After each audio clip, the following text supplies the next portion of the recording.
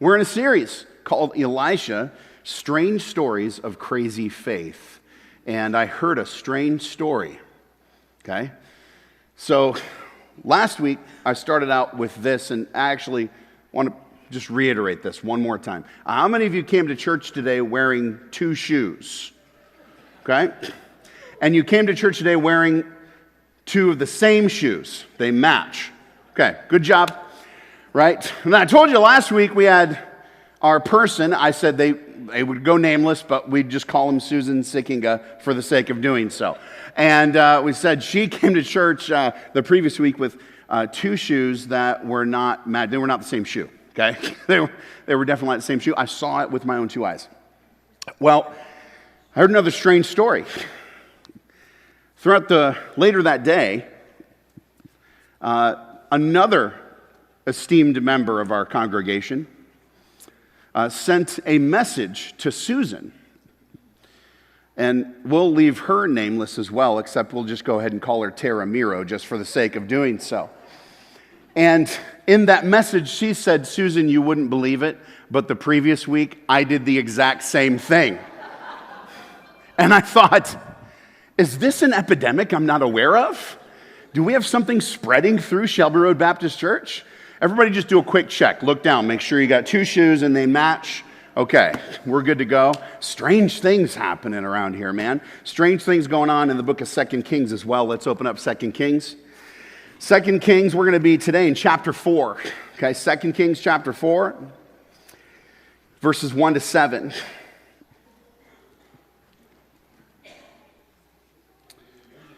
Remember who we're talking about here, Elisha. He has now taken over the prophetic mantle from Elijah, right? Last week we talked about the fact that, everybody knew Elijah was taken off and nobody wanted him to, but there he went in the chariots of fire. And then the big question last week was, is Yahweh still going to be with us? Is he still going to be present in his power? Is he still going to be with Elisha? And the answer was a resounding yes, okay? And so now we're going to skip ahead a chapter and go to chapter 4. So at this point in time, a little time has passed, and Elisha has been serving as, we call it Israel's prophet, but this is also the head of the company of prophets, right? There's a company of prophets in each of these towns and cities in which he is visiting, and he's kind of the head of those. And so just giving you a little bit of background as we begin right now with verse 1. The wife of a man from the company of the prophets cried out to Elisha. Okay, just to set the right backdrop here. This is not unlike, just to give you a little corollary that we can understand a little more clearly. This is like, if Elisha was the lead pastor, he's talking to the wife of an associate pastor or something like that, right? This is the situation. So this is a big deal. The wife of a man from the company of the prophets cried out to Elisha. And she said this, "Your servant, my husband, is dead. And you know that he revered the Lord. But now his creditor is coming to take my two boys as his slaves." Here's the situation, right?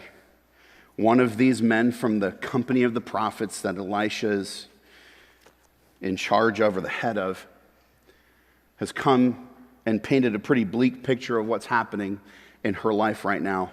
And she is, in her desperation, going to Elisha for help. So here's where we're going to begin this morning. It's your notes, number 1. Sometimes bad things happen to God's people.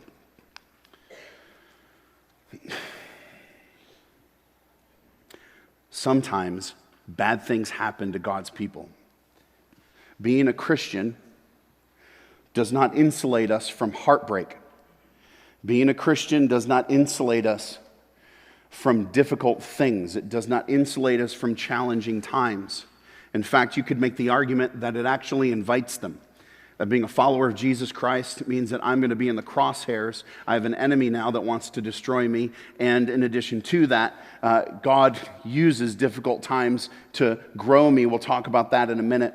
But the reality of the situation is very simply, sometimes bad things happen to God's people. And that's what's happening right here. She's the widow of a man from the company of the prophets. And her situation has started out bad, and now it has gone from bad to desperate, right? The first thing that happens is her husband dies. That's the first thing. Your servant, my husband, is dead. She has suffered tremendous, heartbreaking loss. And as if that's not enough, then right on top of that, on the heels of such a tremendously heartbreaking loss, now what she has is she's going to lose everything. She's going to lose everything. At this time, if you were a woman in her position, it's not like you could just go out there and find a side hustle or another job to be able to provide and cover the bases that were previously covered by your husband. That's not real life, right? It was vital for a woman to have the man in the picture for this reason. Not just her husband, but if not her husband's, then not her husband, then her son or sons that were old enough to be able to carry the weight, right? Do you remember the story of Ruth? Right, this was Naomi's big problem, right? And so this is a similar situation, and her situation has gone from bad to desperate, and we're meant to feel the tension, right? You feel the tension in this one verse where it kind of goes back and forth. It's so interesting. The first line there says, okay, the wife of a man from the company of the prophets cried out to Elisha, your servant, my husband, is dead. Okay? Imagine that on one side of the rope. And then on the other side is, and you know that he revered the Lord. That's a tension point that we're supposed to feel. Because if you ever walked through a particularly difficult situation and thought to yourself, why would God allow this to happen? I thought I was doing well. Have we thought this? I've thought it before. We thought I was doing well. I thought I was pleasing God with my life. And then this thing happens. And the reason we ask those questions is because it doesn't make sense. It doesn't make sense. And it's presented this way to us in the text because it doesn't make sense to her either. Your servant, my husband, is dead, and you know that he revered the Lord. But now his creditor is coming to take my 2 boys as slaves. Sometimes bad things happen to God's people, and her situation has gone from bad to desperate. And here's number 2 in your notes. Desperate times call for drastic faith. Desperate times call for drastic faith. I think many times when we end up in a situation of desperation, and we end up in a situation that isn't just challenging, but is particularly heartbreaking and heart-wrenching and difficult to navigate, I think we end up in a place where our first instinct isn't necessarily to double down on our faith, it's to question our faith. We don't double down on what we know to be true about God. We begin to question what we know to be true about God. And I've been there. I believe that you have been too. And this is what this morning is all about, these times of desperation. A desperate time I'm going to define like this for us this morning. It's a time when the need is very big. My resources are very small, and hope seems lost. Okay? It's time when the need is very big, my resources are very small, and hope seems lost.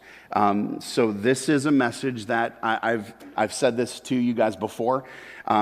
You might not necessarily need this immediately today, but you should keep it around like a break glass in case of emergency type of sermon, where you pull this kind of thing out, because if you're not in a desperate time now, live long enough and you will be.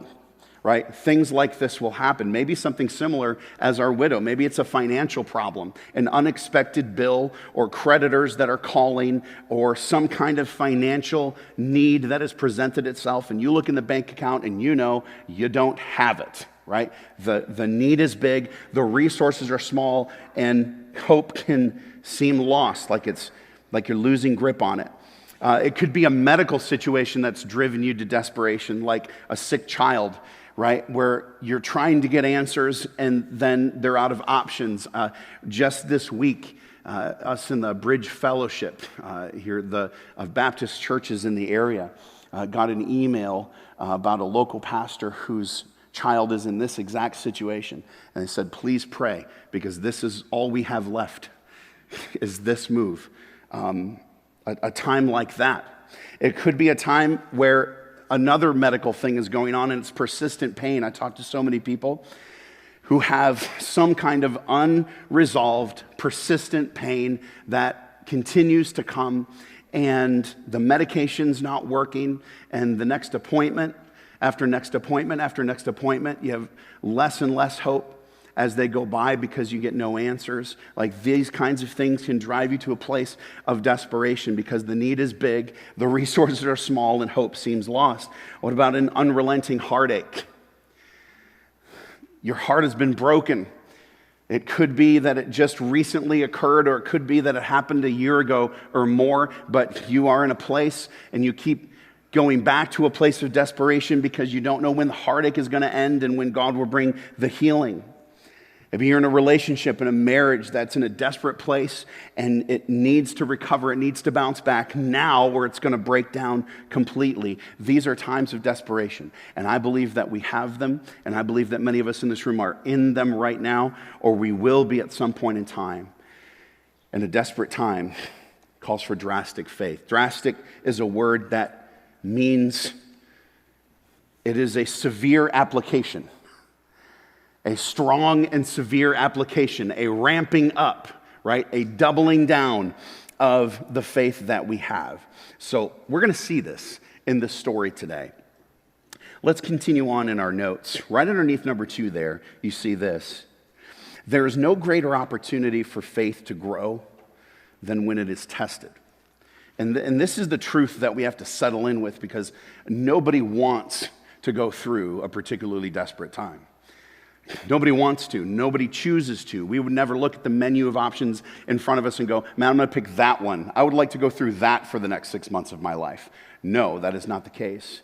But so often God in His sovereignty chooses that path for us, and we walk down that path, and here's one of the things that happens on that path. There is no greater opportunity for faith to grow than when it's tested, and Scripture teaches us this. If you look at James chapter 1, we read this. Verse 2, consider it pure joy, my brothers and sisters, whenever you face trials of many kinds. That's crazy.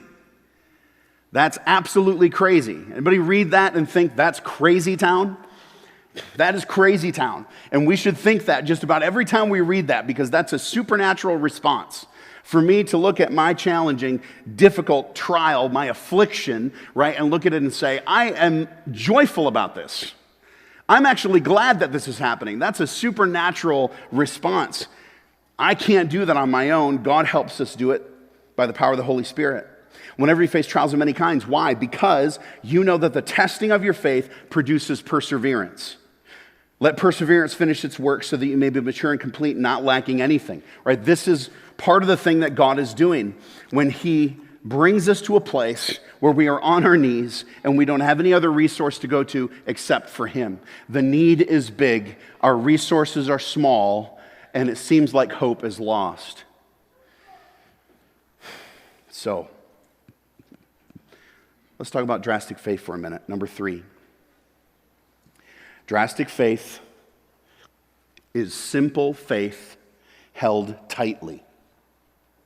Okay? It's simple faith held tightly.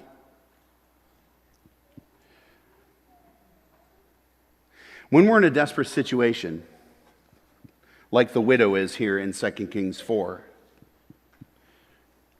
here's what we don't need. We don't need a big, fat, complicated theology lesson on God's sovereignty. right? And you think, well, wouldn't that help? Yeah, those things help when it's not a desperate time, right? Those things help when it's not a desperate time. You think, well, what is the value here? The value is like simple faith. It's like the faith that I get introduced to when I'm in Sunday school, okay? Who are you people out there that have worked kids ministry or have ever worked kids ministry before in your life? Would you raise your hands, okay? Can I just say a collective thank you to all of you who have done that? Because this is important stuff. The lessons that are taught in that time frame are so important because they're so simple, but they're the ones that get in really deep, right? I don't know about you, but there was a time in my life where the greatest backlog of memorized verses that I had learned before the age of 10. This may still be this may still be true for you today, right? So many verses that we have in our minds that pop up at the times that we need them because the Holy Spirit is working in that way, were verses and lessons that I learned when I was a kid. And you think about the things that I ask my son all the time, say, man, what did you learn in Sunday school today? And he'll say something very simple but powerful like this. He'll say, God is mighty, right? If I just got up here on a Sunday morning and I opened up the Bible and I read a verse and then said, my sermon today is 1 point. And here it is. God is mighty. Have a good Sunday.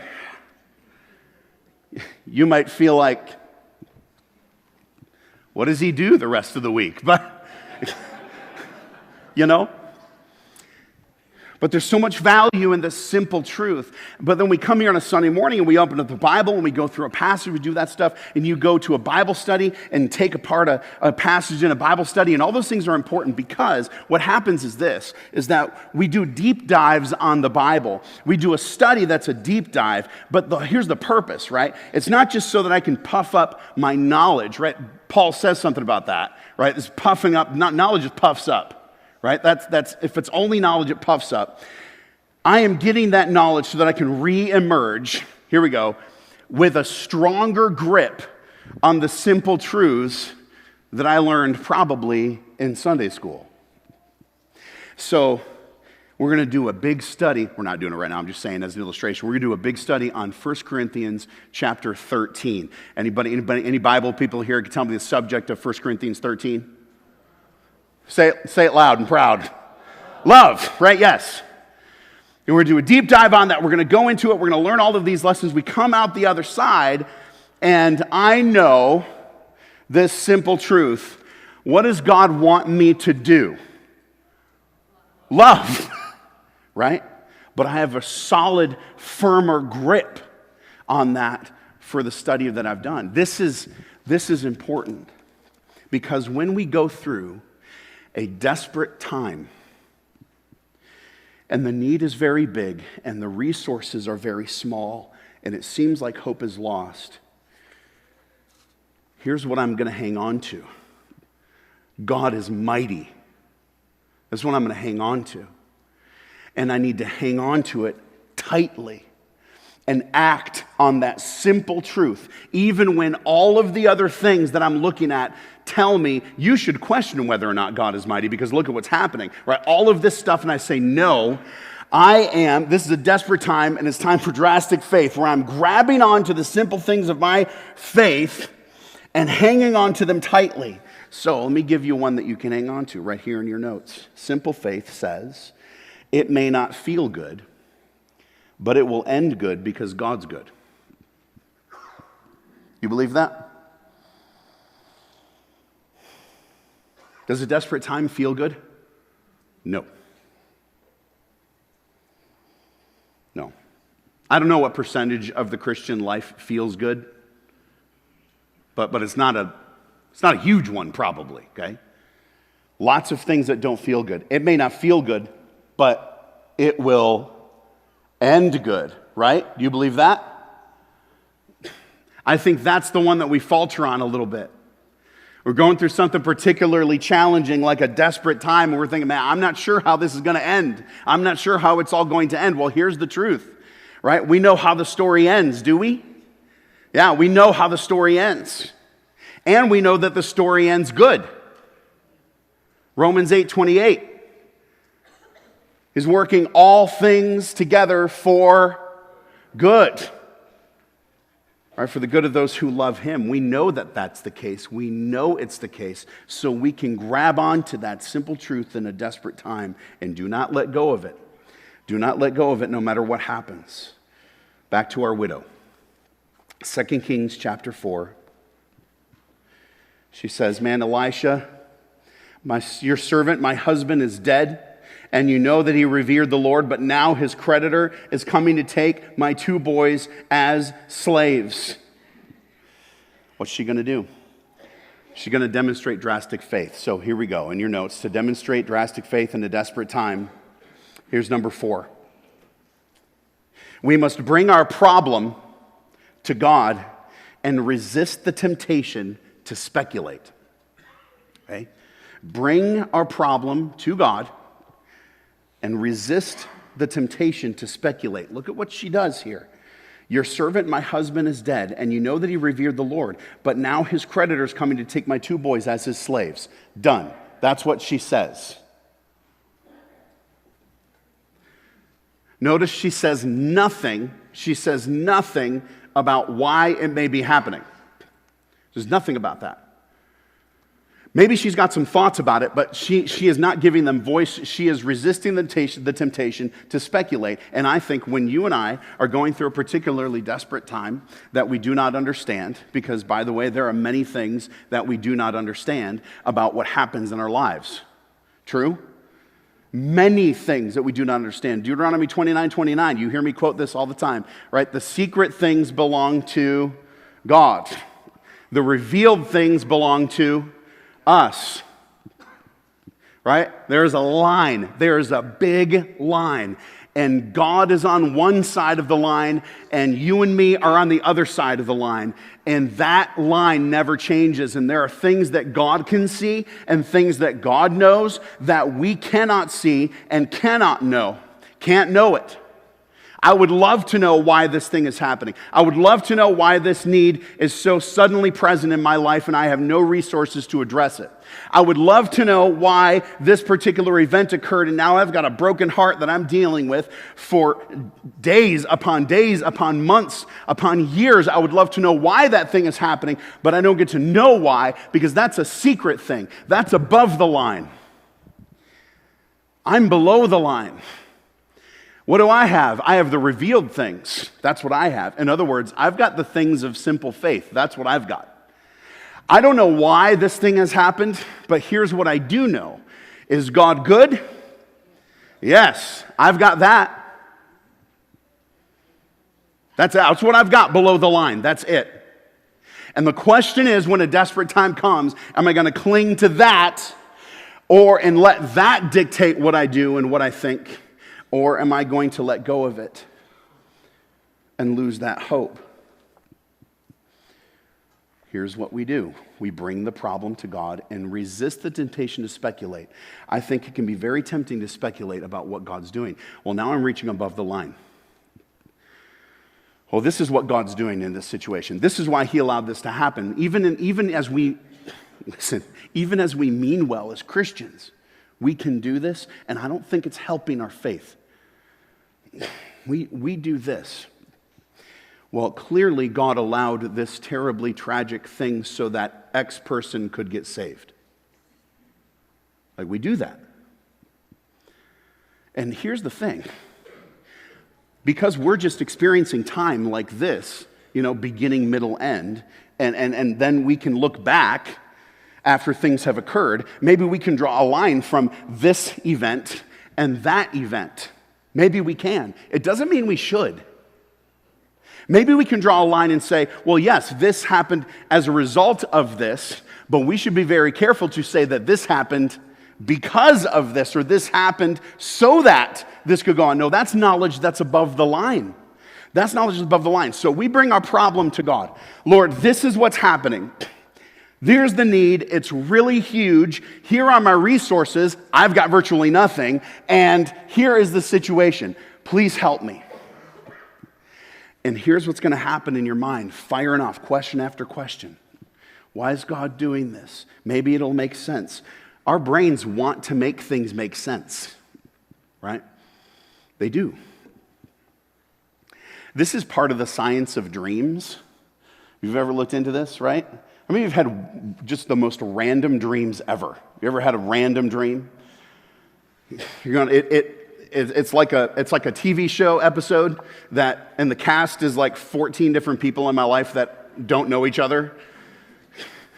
And they're all hanging out, laughing at me for some reason, and one of them's dressed like a clown, and then the other one looks like a cat. I don't know why. It's like all these random things. Well, it's our brains taking all this random data from life that we can see and that we hear and trying to spin it in a way that it makes sense. Well, it doesn't make any sense. That's why it's presented like a story, but then we wake up and we're like, that was the most messed up story I've ever heard.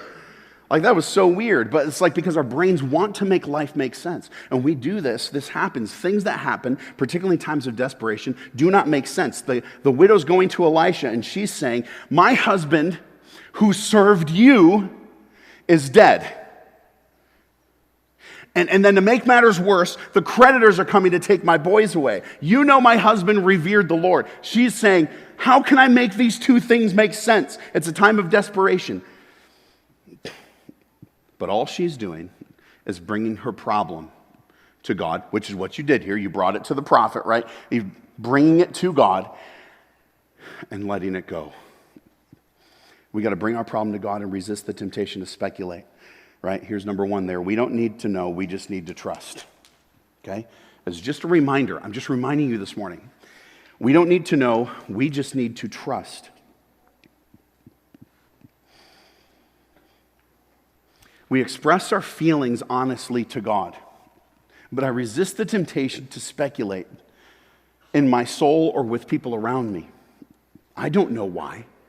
You don't know why. And by the way, we should be wary of people who say they do. Should be wary of anyone, particularly a pastor or a Christian leader who says, I've got knowledge from above the line. That's dangerous. No, you don't. I don't either. Why did God allow this thing to happen? I don't know. I do not know.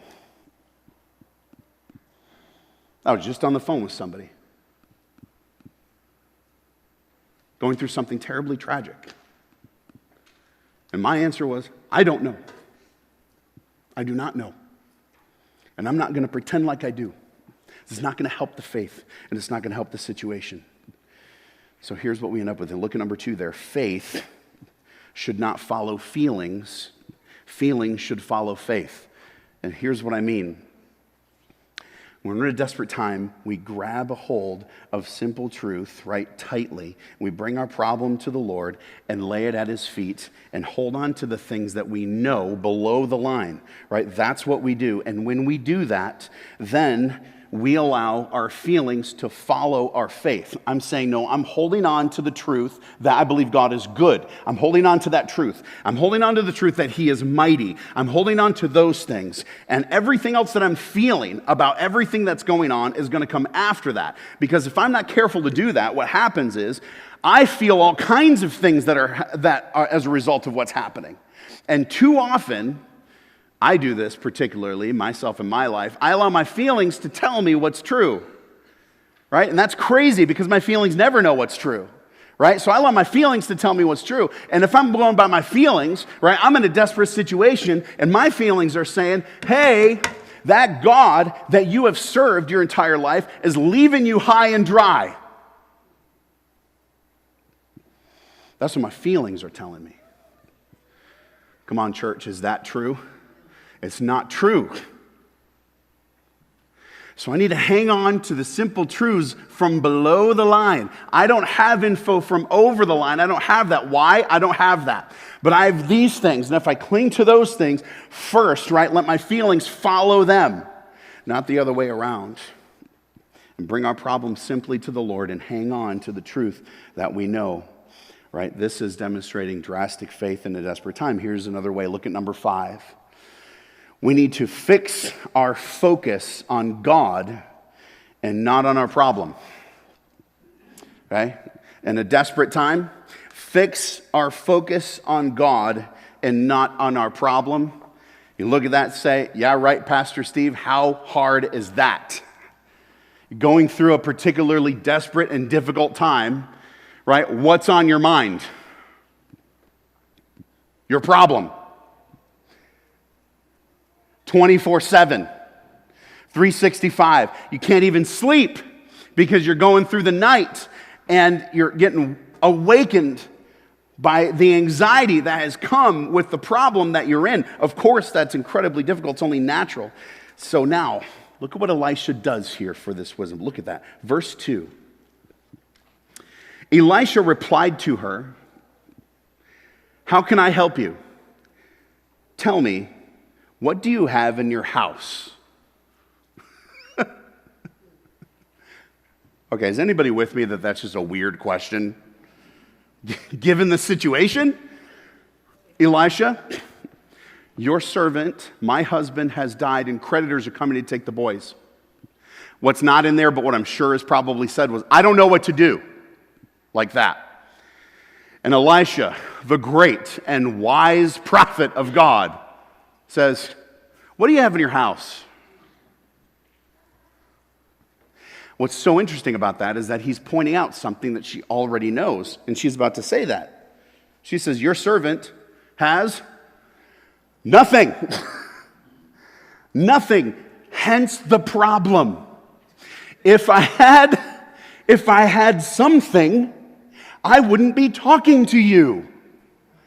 The creditors are coming. What do I have? Nothing, because the creditors are coming. Why in the world would Elisha begin by pointing this out? It's so strange. Your servant has nothing there at all, she said, except a small jar of olive oil. A small jar of olive oil. That's it. Up until this moment, what has the widow been focused on? What she has or what she doesn't have? What she doesn't have. It's what she's been focusing on, what she doesn't have. And Elisha has just turned her attention to what? What she does have. And he's doing this because he's about to show her who God is and what he's about to do. You see, God does this sometimes, and he does it in Scripture as well. It's so interesting. There's a big need, there's a big situation, and he's about to address it, but he begins by pointing out how little I have in my hands. Right? Moses is talking to God on the mountain.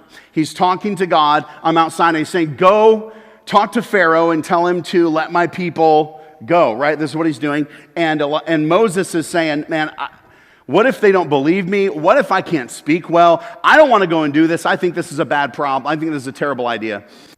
And God responds in Exodus chapter 4, and he points at Moses and he said, what's that in your hand? Same kind of question. Moses is like, a stick.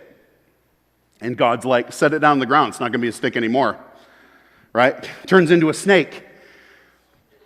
It's very interesting how God does this. He takes something that is the little amount, the few resources we have in our hands or at our disposal, and he uses it to point to his power. Jesus did the same thing. Do you remember when Jesus fed the 5,000? What did he do there? The disciples said, what are you, crazy? We can't feed this many people. And they said, well, Jesus, why don't you give us your credit card and we'll go get something? They couldn't do that. And Jesus said, well, what do we have? Nothing. There's 5,000 people. What do we have? 5 loaves, 2 fish. This is how we're going to get the job done. And this is how he does this. He's about to take this widow's focus from the situation that she's in to the God who's about to do something for her. Your servant has nothing there at all except a small jar of olive oil. Elisha said, go around, here we go. Go around and ask all your neighbors. How many of your neighbors? All of them. All your neighbors for empty jars. Don't ask for just a few. Then go inside and shut the door behind you and your sons. Pour oil into all the jars, and as each is filled, put it to one side. I submit to you that this sounded stranger to her than it does to even you and I. Don't let our familiarity with the story take away from the strangeness of it. You're saying you want me to go around and ask for a bunch of empty jars? and then pour this one jar into all of those? Yes. This is how God's going to get it done. So, verse 5, she left him and shut the door behind her and her sons. And they brought the jars to her, and she kept pouring. And when all the jars were full, she said to her son, "Bring me another one." But he replied, "There is not a jar left." Then the oil stopped flowing. Okay. Look in your notes. In God's hands, a desperate situation is just another opportunity to show us who he is. In God's hands, a desperate situation is just another opportunity to show us who he is. Have you ever found this to be true? And you are in a desperate situation, the need is big, the resources are small, and all of a sudden you are learning all kinds of things about God. All kinds of things of how powerful he is, and how resourceful he is, and how for you he is, and how much he loves you. What's interesting about that is that those were, if you grew up in Sunday school, all things you should have learned in Sunday school class. God is mighty. God loves you, right? All of these things, but then you get to experience them in a time like this. It's just another opportunity for God to show us who he is. I say this to people sometimes who find themselves in particularly desperate situations, because it's a phrase that's helped me from time to time. I say to them, hey, just as a reminder, God's not worried about what you're worried about. Is God worried about the creditors? No. He is not concerned. Why? Because he's like, there's a jar of olive oil there. Watch this. He's not worried. He's not worried about this. It's just another opportunity for him to show us who he is. So, drastic faith in a desperate time. Bring our problem to God. Resist the temptation to speculate. I don't have info from above the line. I got to cling to what I know from below the line, right? I need to fix my focus on God and not my problem. So you think about who he is and how powerful he is and how he's showing you how powerful and majestic and awesome he is, even in the biggest problem that you have. Because focusing on the problem is not going to help us. Focusing on God is. Focusing on God and who he is going to help me. Here's number 6. We must obey without understanding. We got to obey without understanding. When Elisha gave the widow this very strange command, did she question it? I find that interesting. She did not. She just did it. She's like, okay, I'm knocking on every door and saying to my neighbor, hey, I need whatever empty jars you have available. Why? I'm not exactly sure. I don't know for sure, but Elisha told me to do it, and I'm going to do it because guess what? I got no other options left. The creditors are coming, and now he's telling me to gather jars. Okay, I'm going to do this. She's obeying without understanding, and this is the kind of obedience that God wants, honors him. It's the kind of obedience that grows faith. It's obedience that comes without understanding. Right? If I obey because I understand why God wants me to do a particular thing, that's fine, but that's not actually where faith grows, where trust grows. It grows when I obey, when I have no understanding of why God wants me to do that thing. And particularly in a desperate situation, by the way, in desperate situations, my motivation to obey tends to go down, right? It tends to tank. Things are going good, that's not as much of a problem. But like things are not going good, I've got a huge need, the resources are small, and now God reminds me again in that moment, hey, love your enemies. Even though maybe your desperate situation's been created by your enemies. Love your enemies. Obey without understanding. Right? This is saying, no, I'm going to cling to the things of God that I know that are below the line, and I'm going to let that determine what I do. Well, you and I find ourselves in desperate situations from time to time. And the truth is, we don't have a prophet Elisha who is there to tell us to gather a bunch of jars. Maybe we would, because we would just find it kind of exciting, you know. I'd be like, all right, I'm going to see what happens here, you know, but that's not what happens in our lives. We find ourselves in desperate situations. And for those of us here that are Christians and we have seen, you know, we know the cross and we know what Jesus has done. But we actually do have a command to follow in desperate situations. And once again, it's in the book of James. It's in James chapter 5.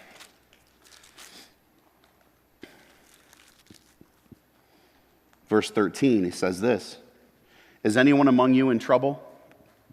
Let them pray." You think, well, that doesn't seem so hard to do. Except in a desperate situation, it is actually. To really pray. To really pray, right? Is anyone happy? Let him sing songs of praise. Sometimes I think we struggle doing that one too. But is anyone among you sick? What about this one? Let them call the elders of the church to pray over them and anoint them with oil in the name of the Lord. That's from the New Testament.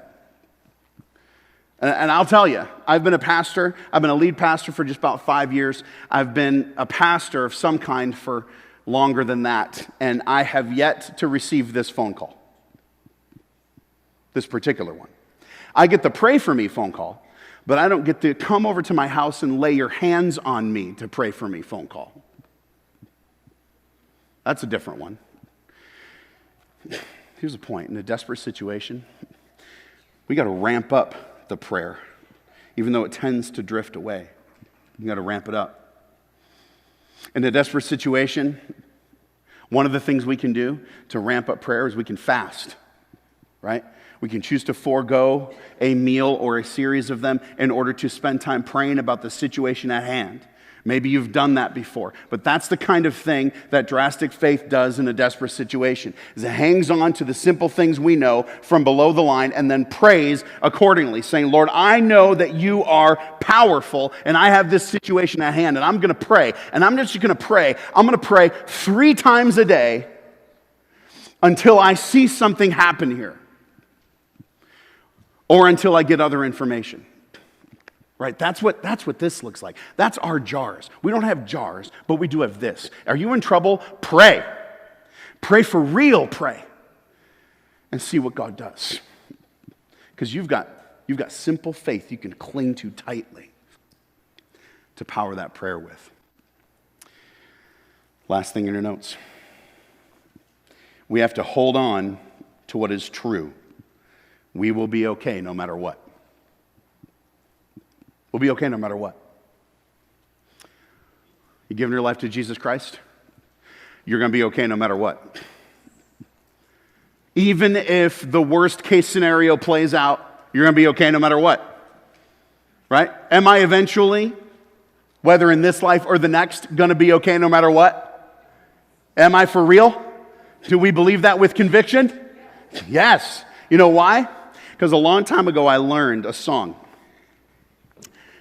My wife taught it to our kids. A long time ago I learned a song and it went something like this. My God is so big, so strong and so mighty. There's nothing my God cannot do. Learned it a long time ago. My family and I were driving home from Weese's, went to Weese's to get some flowers. And my daughter in the back seat starts singing this song to herself. Except hers sounds more like, God, so big. God, so strong. Mighty. Like that. And my wife didn't even know this, but as that was happening, I was praying. Of course, I got this message in my head, right? But I'm praying, and what I was praying was, God, help her to hang on to that. Help her to hang on to that and to do deep dives in Scripture to reemerge with an even greater grip on those truths. Why? Because protect her as much as I will, something's going to happen in her life. Something's going to happen, and the need is going to be great, and the resources are going to be small, and hope will seem lost, and this is what she's going to need to cling to in order to be able to ramp up the prayer and demonstrate drastic faith even though the situation is desperate. I don't know why it's going on, but here's what I do know. My God is so big. He is so strong. He is so mighty. There is nothing He cannot do. Cling to that. Not what we don't know. Not what we don't have. Cling to that. Focus on that. And really pray. Let's pray. Heavenly Father.